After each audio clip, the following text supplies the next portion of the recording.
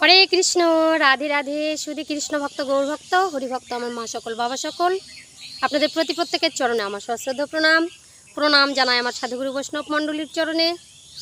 উপস্থিত যত অনলাইনে ভক্তবিন্দু, মা সকল, বাবা সকল, বন্ধু বান্ধব, আত্মীয় স্বজন সকলের চরণে আমার সশ্রদ্ধ প্রণাম। অন্তরঙ্গ স্থল থেকে অনেক অনেক ভালোবাসা, অভিনন্দন। তো বলুন, আপনারা কেমন আছেন? আশা করি প্রাণ গোবিন্দ রাধারানী কৃপায় সকলেই ভালো আছেন। তো আমিও আপনাদের অনেক অনেক আশীর্বাদ, ভালোবাসায় খুব ভালো আছি। তো আজকে আপনাদের সামনে যে ভিডিওটি আমি তুলে ধরার চেষ্টা করছি, যে এই মানব দেহটা 24 তত্ত্ব নিয়ে গঠিত হয়েছে। এই তত্ত্বের স্থান কোথায়, তারা কি তারা 24 তত্ত্ব কাকে বলে, তো বিস্তারিত আলোচনা আপনাদের সামনে আমি তুলে ধরবার চেষ্টা করছি। আপনাদের কাছে অনুরোধ করব, ভিডিওটা একদম স্কিপ না করে পুরো ভিডিওটা দেখতে থাকুন। যদি আমার চ্যানেলের ভিডিও আপনাদের ভালো লাগে, অবশ্যই চ্যানেলে লাইক, শেয়ার, কমেন্ট করে চ্যানেলটি সাবস্ক্রাইব করে পাশে থাকবেন। জয় শ্রীকৃষ্ণ, রাধে রাধে। গুরু ব্রহ্মা, গুরু বিষ্ণু, গুরুদেব মহেশ্বর, গুরুরেব পরমা ব্রহ্ম, তস্মৈ শ্রী গুরুবে নমঃ। পিতা স্বর্গ, পিতা ধর্ম, পিতু হি পরম তপ, পিতুরি পিতমপন্নে প্রিয়ন্তি সর্বদেবতা, সর্বদুঃখ নিয়ন্ত্রিতাং ভক্তি মুক্তি প্রদায়িনী বিশ্বেশ্বরী জগদ্ধাত্রী মাতৃদেবী নমস্তুতে। তপ্তকাঞ্চন গৌরাঙ্গী রাধা বৃন্দাবনেশ্বরী বৃষভানুসুতং দেহি প্রণামী হরিপ্রিয়ে। জয় শ্রীকৃষ্ণ, রাধে রাধে। তো চলুন আজকে আমরা ভিডিওতে প্রবেশ করি। তো বাবা, এগুলো হচ্ছে শাস্ত্রের কথা। তো শাস্ত্র না দেখে বলা যাবে না, কোথায় ভুল হয়ে গেলে সেটা আবার বারবার কমেন্ট আসবে। তো আপনারা এত সুন্দরভাবে আমাকে কমেন্ট করছেন, আমার চ্যানেলটি যারা সাবস্ক্রাইব করে আমার আগে থেকে ভিডিও দেখছেন আর আমাকে আমার পাশে রয়েছেন, আপনাদের প্রতি প্রত্যেকের চরণে আমার সশ্রদ্ধ প্রণাম। যারা আমার চ্যানেলে এসেছেন এখনও পর্যন্ত চ্যানেলটি সাবস্ক্রাইব করেননি, আপনাদের কাছে অনুরোধ করব বন্ধুগণ, যদি আমার চ্যানেলের ভিডিও আপনাদের ভালো লাগে অবশ্যই চ্যানেলে লাইক, শেয়ার, কমেন্ট করে বেশি বেশি শেয়ার দেবেন। কিন্তু এই তত্ত্বগুলো সকলেই জানুক। তো অবশ্যই পাশে থাকবেন আর আমার সঙ্গে থাকুন। অনেক অনেক তত্ত্ব পেতে আমার চ্যানেলটি সাবস্ক্রাইব করে রাখুন। জয় শ্রীকৃষ্ণ। তো সাধুগুরু বৈষ্ণবরা বলেন, যা আছে এই বিশ্ব ব্রহ্মাণ্ডে তাই আছে এই দেহে ভাণ্ডে। দেহ তত্ত্বর বিষয় আলোচনা করতে গেলে এই কথাটা আমাদের বারবার মনে পড়ে, যে বিশ্ব ব্রহ্মাণ্ডের মধ্যে যা যা ঘটে চলেছে, কোথায় কে রয়েছে, তো আমরা জানতে পারি। কোথায় জানতে পারি না, ভূগোলে জানতে পারি, তাই না? আর কোথায় জানতে পারি, এই মানব দেহের তন্ত্রগুলো, একটা তন্ত্র আছে, একটা তত্ত্ব আছে। তো তন্ত্রগুলো কোথায় জানি আমরা, সায়েন্সে, জীববিদ্যায়, তাই না? আর আমাদের তত্ত্বগুলো কোথায় জানতে হয় না, দেহতত্ত্ব, ওই শাস্ত্রগ্রন্থে, রূপমঞ্জরি দেহতত্ত্ব, বা তোমার রতি সাধন, তারপরে এই যে তোমার যেই তত্ত্বটার কথা কালকে বলেছি, তো এগুলো তত্ত্ব বই একটু খুঁজে দেখলেই পাওয়া যায়। তো আজকে আপনাদের সামনে আমি এই 24 তত্ত্ব নিয়ে আলোচনা করব। দেহের মধ্যে কি কি দিয়ে দেহটা গঠিত হয়েছে, এর মধ্যে কি আছে মানব দেহের মধ্যে। তো চলুন, কার কি কাজ আমরা একটু জেনে নিই। হরে কৃষ্ণ। তো কি বলেছে, আমাদের দেহের মধ্যে 24 তত্ত্বটা কি দিয়ে আমাদের দেহটা গঠিত হয়েছে। তো প্রথম হচ্ছে ষড়রিপু। এখানে 6টা পেয়ে যাচ্ছেন, আপনারা সবাই জানেন, কাম, ক্রোধ, লোভ, মোহ, মদ, মাৎসর্য। তারপরে আছে পঞ্চমহাভূত। এবার পঞ্চমহাভূতগুলো কি অবশ্যই আপনাদেরকে জানাবো, একটু ধৈর্য ধরে ভিডিওটা দেখতে হবে। তারপরে আছে 10 ইন্দ্রিয়, আপনারা জানেন, তবুও দেহতত্ত্বের বিষয় যখন আলোচনা করছি জানাতে হবে। তারপরে আছে মহাভূত, পঞ্চমহাভূত আছে, আবার মহাভূত একটা। তারপর আছে অহংকার এবং মন। এই মিলে মোটটি 24 তত্ত্ব রয়েছে আমাদের দেহের মধ্যে। এরা কোথায় বাস করে, এদের কি কাজ, চলুন আমরা একটু জেনে নিই। তো প্রথম তত্ত্ব পঞ্চভূত, ঠিক আছে? তো পঞ্চভূত আপনারা কি বলেছেন, এই পঞ্চভূত কি, কাকে বলা হয় পঞ্চভূত, এর অস্তিত্ব কোথায়? তো পঞ্চভূতের নাম কি? পঞ্চভূতের নাম আপনারা সবাই জানেন, স্মৃতি অপ্তেজ, ক্ষিতি অপ্তেজ, মরুদ্বম। তো আকাশ, বাতাস, বায়ু, মাটি। আকাশ, বাতাস, তারপর হচ্ছে মাটি, জল, আর হচ্ছে তেজ মানে অগ্নি। এই নিয়ে আমাদের পৃথিবীটাও গঠিত, আমাদের দেহটাও গঠিত, আপনারা জেনেছেন আগের ভিডিওগুলোতে। তো এর গুণ কি, এর গুণগুলো কি, এর বর্ণ কি, এর রূপ কি, এরা কোথায় রয়েছে, সেই সম্পর্কে একটু সংক্ষিপ্ত আলোচনা আপনারা একটু শ্রবণ করুন। ক্ষিতি, ক্ষিতির মধ্যে এর রূপ কি, বর্ণ কি, এর কাজ কি, তো একটু শ্রবণ করি। ক্ষিতি হচ্ছে গন্ধগুণ, আর এটি হচ্ছে সূক্ষ্ম বর্ণ আর স্থির রূপ, স্থিতি নাসিকাতে। তাহলে নাকের মধ্যে এই ক্ষিতির স্থান, ঠিক আছে। এবার অব চলে এলেন। অব, অবটার গন্ধ কেমন, বর্ণ কেমন, এর কাজ কি, এর রূপ কেমন? তাহলে অবের হচ্ছে রসগুণ, এর গুণ হচ্ছে রসগুণ, কিঞ্চিত গৌর বর্ণ আর দ্রব্যরূপ, জিহ্বাতে স্থিতি। এই অব, জিহ্বা টানবেন, দেখবেন জিভটা মেল করে থাকলে জল পড়ে, তাই না? তো তেজ, তেজটা আমাদের দেহের মধ্যে কোথায় অবস্থিত? এর গুণ কি? তেজ হচ্ছে রূপ গুণ, এর বর্ণটা হচ্ছে ভস্ম বর্ণ, আর এর রূপ হচ্ছে সুন্দর রূপ, চক্ষে স্থিতি, ঠিক আছে। এবার হচ্ছে মরুত, মরুত আমাদের দেহের মধ্যে কোথায় স্থিত? এর গুণ কি, এর রূপ কি? তাহলে চলুন, মরুদ হচ্ছে, মরুতের হচ্ছে স্পর্শ গুণ আর শ্যামল বর্ণ, সমর্থ গুণ, ঠিক আছে, আর এরও স্থান কিন্তু চক্ষেতে। এবার বম, 5 নাম্বার বম, শব্দগুণের, বমের শব্দগুণ, তারপরে ধূম্রবর্ণ, শুষ্করূপ, কর্ণে স্থিতি। তাহলে এই যে পঞ্চমহাভূত থেকে আমাদের দেহটা কিন্তু 24 তত্ত্বে আবার সৃষ্টি হয়েছে, মানে একটার পর একটার সঙ্গে কিন্তু জড়িত আছে। এই পঞ্চমহাভূত দিয়েই তো দেহটা গঠিত।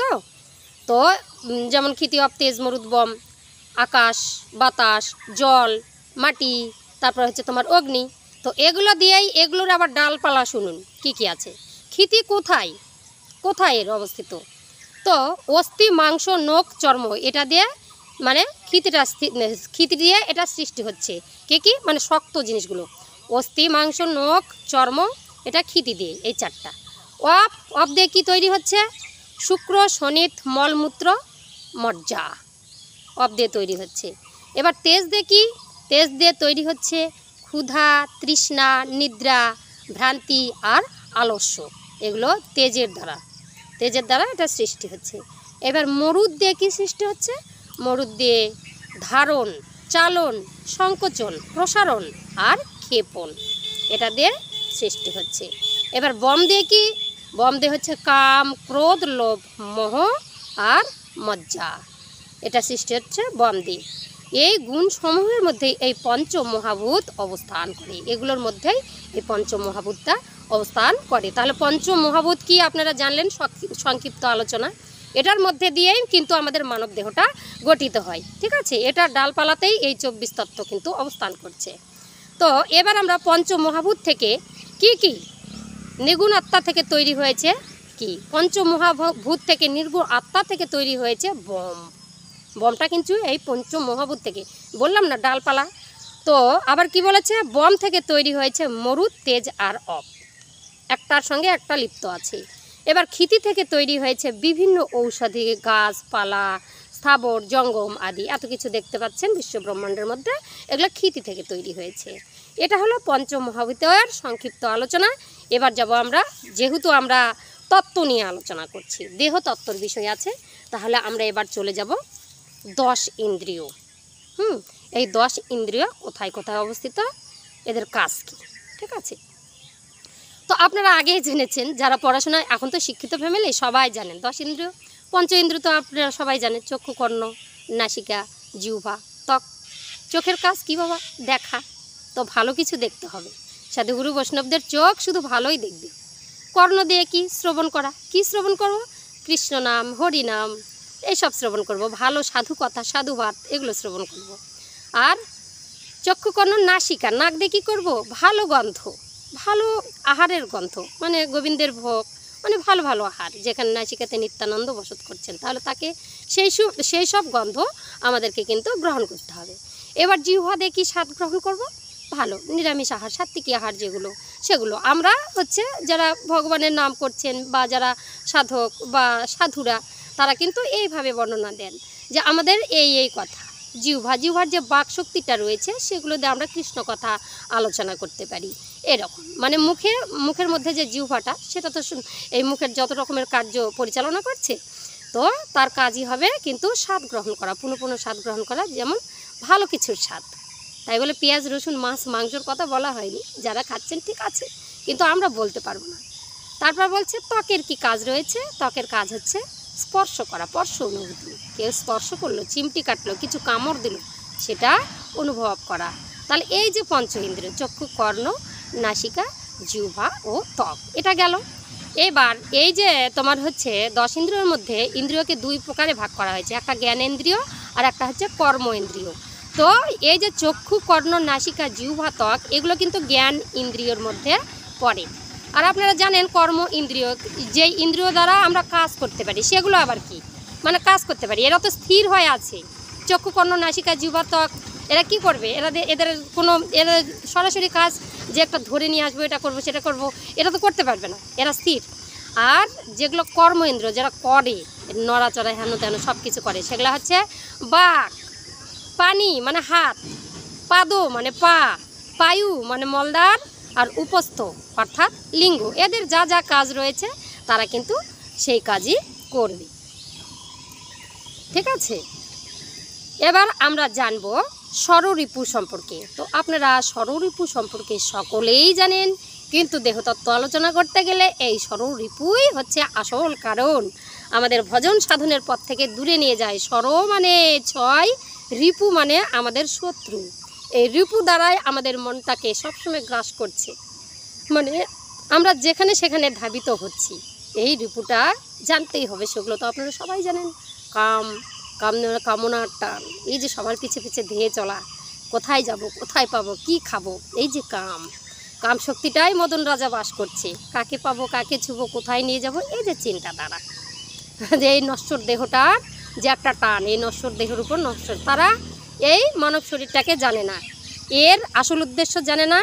সবারই তাই হয়, প্রত্যেকটা মানুষের মধ্যে এই কামভাব আছে, কামভাব না থাকলে আমাদের সৃষ্টি হতো না। এবার ক্রোধ, রাগ, যেটা রাগের চোটে ঝড়ো মারো কাটো, এই একটা লোভ, বাবা সব কিছু দেখেই বাবা জীবের জলটা পড়ে যায়, কিছু দেখলে টক জিনিস মানে ভালো জিনিস দেখলে লোভ হয়, সুন্দরী মেয়ে দেখলে লোভ হয়, সুন্দর পুরুষ দেখলে লোভ হয়, এই যে।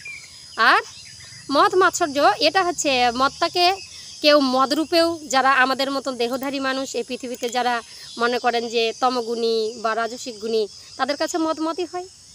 এই যেগুলা মদ মাৎসর্য ওই রকমই একটা জিনিস, তারই ভিতরকার একটা আবেগ সৃষ্টিকারী একটা জিনিস। তো এই হচ্ছে ষড়রিপু আমাদেরকে সবসময় বশীভূত করে রেখেছে, তাই না? এদের হাত থেকে রক্ষা পাবো কি করে? বেশি বেশি কৃষ্ণ নাম, সাধুসঙ্গ, মানে নববিদ্যা ভক্তির মধ্যে যেতে হবে, ঠিক আছে। শ্রবণ কীর্তন মনন আস্বাদন, এই যে এগুলোর ভিতর দিয়ে আমরা যদি যেতে পারি, অবশ্যই তাদেরকে বশে আনতে পারা যাবে। তার আমার দ্বারাই মনে হয় হবে না, যারা সাধু সন্ত রয়েছেন সমাজের মধ্যে তারা অবশ্যই পারছেন অনেকে, আমি অধম। তাহলে আমরা 24টি তত্ত্বের মধ্যে কি কি পেলাম? পঞ্চমহাভূত 5টা, ষড়রিপু 6টা, 10 ইন্দ্রিয়, তাহলে কটা হলো? 5, 6, 11, 10 ইন্দ্রিয় 21টা হলো, তাই না? এবার হলো কি মহাভূত, অহংকার আর মোহ, এই নিয়ে 24টা। এই তত্ত্ব নিয়েই কিন্তু আমাদের দেহ গঠিত হয়েছে। এবার কি বলছে?